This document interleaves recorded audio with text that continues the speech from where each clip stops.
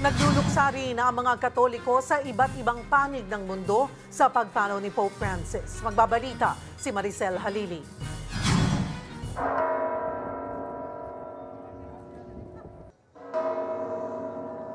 Umalingaw-ngaw sa makasaysayang Zocalo Square sa Mexico City ang tunog ng kampana mula sa Metropolitan Cathedral kasunod ng pagpanaw ni Pope Francis.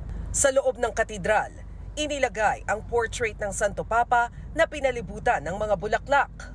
Nilapitan naman ito ng mga worshipper para ipanalangin si Pope Francis. Sa labas naman, naka-half-mast ang Mexican flag.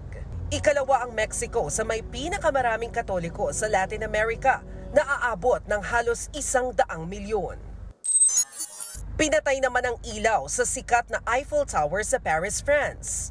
Bilang tribute sa pagpanaw ni Pope Francis, ilang minutong dumilim ang 324-meter landmark.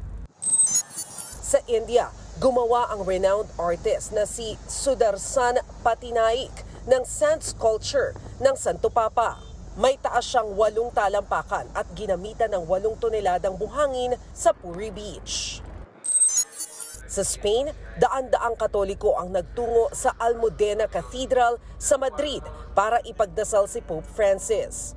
Ayon kay Cardinal Jose Cobo na nanguna sa memorial service, maituturing na isang guro ang Santo Papa. Hindi naman napigilan ng iba na maging emosyonal, lalo't malaki nila ang naging kontribusyon ni Pope Francis sa simbahang Katolika. Nagluksa maging ang mga Katoliko sa Kosovo na 93% ng populasyon ay mga Muslim. Nagkaroon doon ng candle lighting bilang pag-alala sa Santo Papa. Nagkaroon din ng memorial service sa Romania na wala pa sa 5% ang mga Katoliko. 2019 nang bumisita sa Bucharest ang Santo Papa. Nakiluksa rin ang Palestinian Christians sa pagkamatay ni Pope Francis. Sa commemorative mass sa Gaza City, pinuri ng parish priest ang pagsuporta ng pontiff na mawakasan ang giyera. Sa Ukraine, malungkot man sa pagpanaw ng Santo Papa, ilang Katoliko roon ang nasaktan daw sa hindi nito pagpanig sa Ukraine sa giyera sa Russia. Pero aminado ang ilan sa kanilang mas mahalaga ang nagawang mabuti ni Pope kumpara sa pagkadismaya nila. Inalala rin sa Poland si Pope Francis. Pinatunog ang Royal Sigismund Bell habang nagtitipon ang mga Katoliko. Pinuri rin ng Polish Episcopal Conference ang ginawa ng Santo Papa para i-modernize ang simbahang Katolika at manatiling relevant sa makabagong panahon.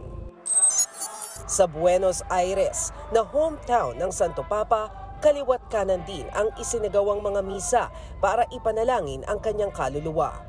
Bahagi rin ng misa ang panawagang maging daan ang pagpanaw ni Pope Francis para magkaisa ang mga Argentine. Isinagaw rin nila ang Long Live Francisco, Long Live the Pope. Para sa 1PH, Maricel Halili, News 5.